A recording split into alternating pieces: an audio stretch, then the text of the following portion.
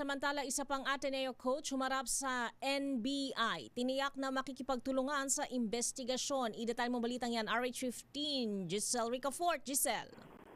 Miss Thea, personal na nagsumite si Ateneo Assistant Coach Dean Castaño ng kanyang sworn statement dito sa National Bureau of Investigation.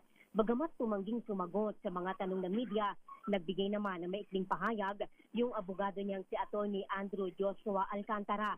Ayon sa abogado, laman ng affidavit na pareho sa isinumite nila sa PNP-CIDG yung kanyang mga nalalaman tungkol sa drowning incident sa Dipakulaw, Aurora noong June 8. Idiniin niyang pagpapakita yung paglutang ni Castaño na handa itong makipagtulungan sa investigasyon.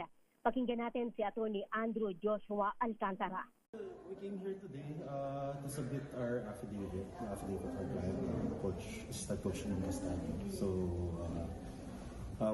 sir, we have also for him also to show that he's willing to cooperate with the authorities. So we actually submitted earlier the same affidavit to the CIDG. So regarding the facts of the case, from his perspective, they're all there in this affidavit.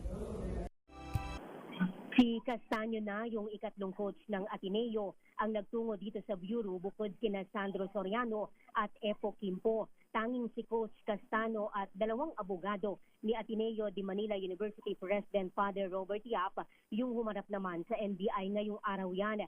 Una nang tumugon sa pasabtina ng Bureau ang mahigit 20 kasalukuyan at dating manlalaro ng Ateneo Blue Eagles. Ito si Giselle Ricafort para sa Deezer 8 una sa Pilipinas, una sa Pilipino.